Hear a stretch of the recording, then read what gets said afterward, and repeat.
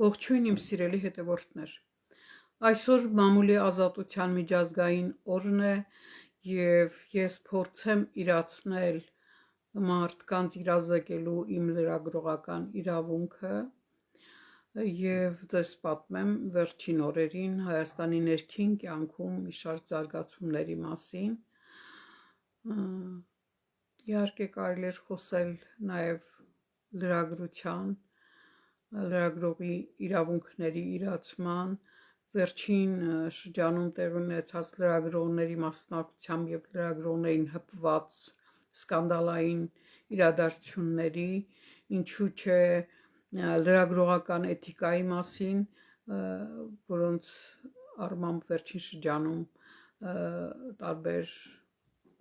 անդրադարձներ շատ կային, սակայն դրանք թողնենք ավելի հանգիստ պահերի, ոչ տոնորի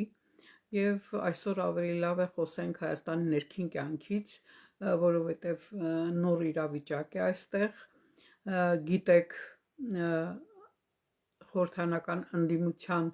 մի թևին մերձ մի խումբ նախաձեռնություն է իրականացրել եւ impeachment-ի նախաձեռնությամբ է հանդես եկել, դիմելով խորհրդարանական խմբակցություններին, որպեսզի նրանց մասնակցությամբ, նրանց ստորագրությամբ իրականացնեն Հայաստանի իշխանության եւ նրա ղեկավարի հանդեպ անվստահության գործընթաց, սկսելու այդ օրենսդրական նախաձեռնություն։ Եվ սա կարելի ասել դարձավ այս նախաձեռնությունը դարձավ Պանդորայի այն արկղը, որը բացեց ներընդդիմադիր հակասությունների եւ ներընդդիմադիր մրցակցության արյալը, որը մինչև այժմ առանձնապես չէր դրսևորվում կամ դրսևորվում էր թաքնված լայն հանրության աչքից մի փոքր հեռու։ Այժմ դա ավելի կոշտ առարկայական ձևեր է ընդունել, ճիշտ է, ընդդիմադիր թևերից ավելի մեծը Հայաստան խմբակցությունը հայտարարությամբ հանդես եկավ եւ առանձին նրա падգամավորներ նույնպես խոսեցին այն մասին, որ իրենք դեմ չեն impeachment-ին եւ կմիանան դրան, եթե երաշխիք ունենան, որ կհավաքվի այն 36 ստորագրությունը падգամավորական, որը հարկավոր է նախաձեռնությունը սկսելու համար։ Եվ այսպիսի մոտեցումը նախաձեռնողների եւ նրան հարող ընդդիմադիր խմբակցության առանձին ներկայացուցիչների կողմից հակահարվածի արժանացավ, կոշտ-որակումների արժանացավ եւ սկսվեց միմյանց մեղադրելու, այսպես ասենք, միմյանց կոշտ հակադարձելու մի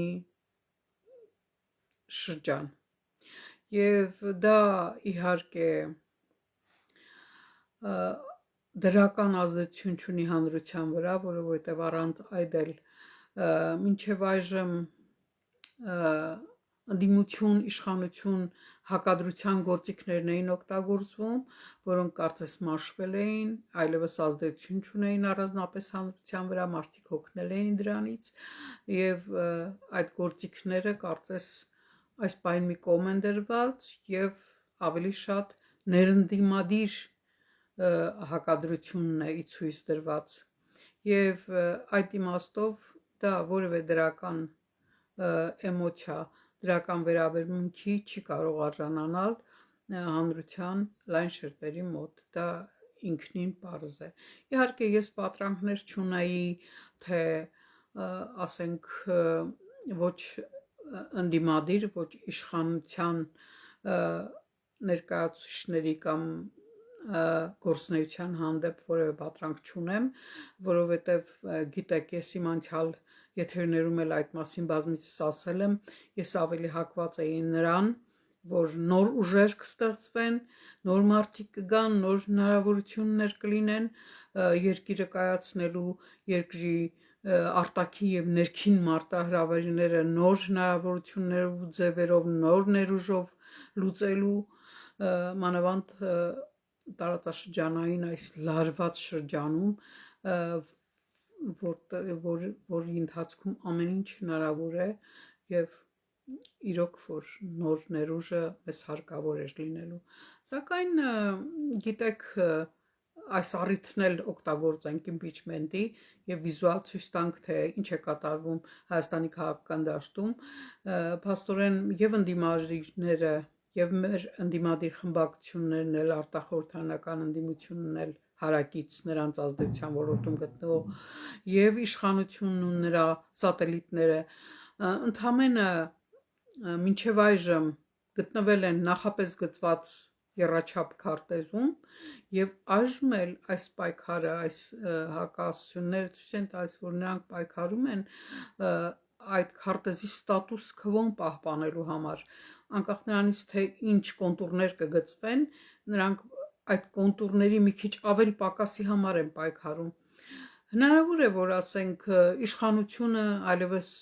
իշխանություն չլինի, այլ ընդդիմություն դառնա, այդպիսի այդ տարբերակը բացառել չի կարելի եւ այժմյան ընդդիմությունը դառնա իշխանություն, սակայն եռաչափ քարտեզը չի փոփոխվի, այդ քարտեզը նշանակում է մինչև այժմ իրար մեջ բաժանված տնտեսա-քաղաքական լծակներ եւ ազդեցություններ, իսկ դրանից դուրս որևէ մեկը այդ ազդեցություններից ներս անցնել չի կարողանա։ Եվ փաստորեն եւ իշխանությունը եւ ընդդիմությունը այնպես են արել, որ նոր ուժեր չեն առաջացել, նոր մարդիկ չեն առաջացել եւ այժմ ներընդդիմադիր հակադրությունը, հակասությունը ցույց է տալիս, որ նրանք իրենց ազդեցության ոլորտն են ուզում ընդամենը ընդլայնել, նրանց պայքարը դրա համար է։ Եվ ցավալին այն է, որ այս պահին այդ պայքարը մի տեսակ մի կողմ է դրել եւ ներկա դժվար վիճակը Հայաստանի եւ բազմաթիվ վտանգները եւ մարդկանց ուշադրությունը բևեռել է այդ հակադրության վրա, հասկացնելով, որ քաղաքական շահերը, քաղաքական դիվիդենտներ շահելը ավելի կարևոր են, քան դրանք փաստորեն, այսինքն ցրելով բոլորի ոչ միայն տեղյակ մարդկանց, այլև հանրության լայն շերտերի պատրանքները։ Դա է ցավալի, իհարկե իմպիչմենտ միշտ հնարավոր է, իմ կարծիքով մինչև օրենսդրությամբ նոր ընտրություններից 6 ամիս առաջ շրջանում միշտ հնարավոր է, եթե դրա համար պատճառահետևանքային կապը հարմար լինի, եթե արտաքին եւ ներքին խաղացողները դրա համար պայմանավորվեն, սակայն դրա համար առայժմ ես օրինակ չէի տեսնում նախադրյալներ, որովհետեւ ընդդիմությունը հանրության լայն շերտերի վստահությունը չի վայելում, ինչպես եւ իշխանությունը, դե բազմաթիվ առիթներով դա տեսանելի է դարձել եւ իմպիչմենտ, որպեսզի իմպիչմենտ պարտադրվի իշխանությանը, դրա համար հարկավոր է հանրության լայն շերտեր, ոչ միայն տեխնիկապես խորհրդարանում 36 ձայնը, հետագայում արդեն ավելի շատ ձայներ հարկավոր կլինեն քվեներ քվեարկության համար, այլև դրա համար պետք է ժողովրդի ցանկություն լինի, որովհետև չեն կարող իշխանափոխություն անել մի քանի ուժեր, նույնիսկ խորհրդարանական ուժեր, որոնց խորհրդարանում են, որովհետև եթե ներքևից պատվեր չկա, դա անիմաստ է թվում, իսկ հանրության լայն շերտերը երբեք չեն գնացել ոչ ընդդիմության կանչով, այժմ չեն գնա նաև իշխանության կանչով, այսինքն հանրության ճնշում հազիվ թե լինի իմպիչմենտի քաղաքական հենարան որպես։ Եվ այդ իմաստով զարմանալի էր ինձ համար այս իմպիչմենտը եւ կարելի է վերցնել, թե ինչու է դա առաջացել, ավելի շուտ դա գուցեև իրոք պայքար է ներընդդիմադիր դիրքերի լավացման համար, այս կամ այն շերտի նախաձեռնությունը ավելի փոքր թվակազմով ընդդիմությանն է այդպիսով եւ եթե նախաձեռնությունը իրականություն դառնար, իրոք կարող էր ընդլայնել փոքր ընդդիմության, համեմատաբար թվակազմով փոքր ընդդիմության ազդեցության շրջանակը։ Եվ բնականաբար սպասելի էր այն հակազդեցությունը, որ Հայաստան դաշինքից առարկայորեն կամ թաքնված երևակվեց եւ հնարավոր է որ դեռևս այս հակադրությունը նոր դրսևորումներ ունենա սակայն մեզ համար տխուրը այլ բան է որ մենք այս առիթով նորից տեսանք որ փաստորեն Հայաստանում ոչինչ չի ուզում ոչ մի բան փոխել հնարավոր չէ քաղաքական քարտեզները նախորդ գծվում են դրա համար եւ իշխանություն ընդդիմություն հակադրության գործիքները կամ իմպիչմենտը հիմա ընդդիմության որպես գործիք եւ այլ դրանք ընդհանրապես նպաստող միջոցներ են որպեսզի քաղաքական ուժերը արկա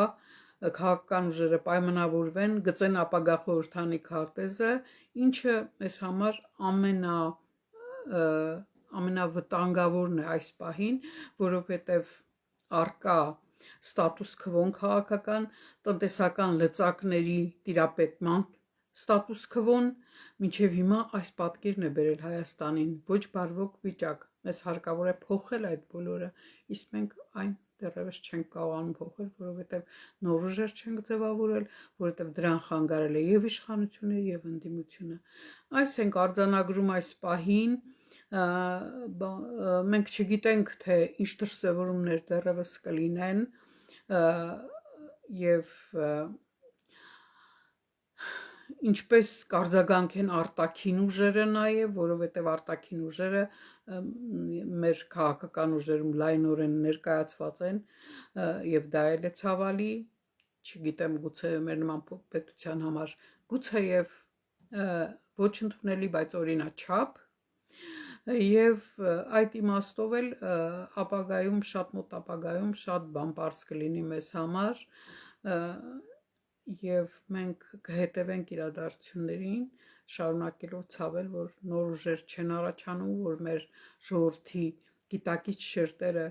չեն կարողանում ստեղծել այն ձևաչափերը որոնք կհակադրվեին ներկա ստատուս քվոին եւ առաջիկայում նույնպես եթե նույն ստատուս քվո մնա կարևոր չի ով կդառնա իշխանություն ով կդառնա ընդդիմություն նախկին 3 բևեռները նորից կմնան իշխանություն եւ ընդդիմություն սա նշանակում է որ կմնան նույն օլիգարխիական համակարգը նույն տնտեսական բաժանումը ազդեցությունների նույն քաղաքական բաժանումը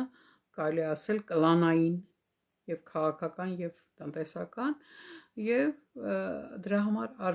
արժի որ մտածեր մեր էլիտան մեր հանրության գիտակից շերտերը մտածեին ի վերջո ձևավորել նոր բևեռներ հակադրվելու ներկա քաղաքական քարտեզին բայց դա տեղ չի ունեցել եւ մենք հիմա ինչպես ասում են ընդհանրապես հնարավորություն ունենք հետևելու գործընթացներին այն էլ մի ժամանակ մի շրջանում երբ մեր տարածաշրջանում այսքան պայթյունավտանգ է ամեն ինչ երբ տարբեր շահեր տարբեր պետությունների տարբեր շահեր հիմա բախվելով մեզ մոտիկ տարածաշրջանի տարբեր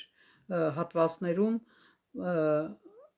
կարող են նաև հպվել մեր շահերին, կարող են մեզ համար նաև ինչ-որ պայթյունավտանգ իրավիճակներ ստեղծել, իսկ մենք զբաղված ենք ներքաղաքական դուր եւ առով։ Կհետևենք իրադարձություններին, ուշադիր կլինենք ավելի եւ ավելի հաճախ կվերլուծենք առայժմ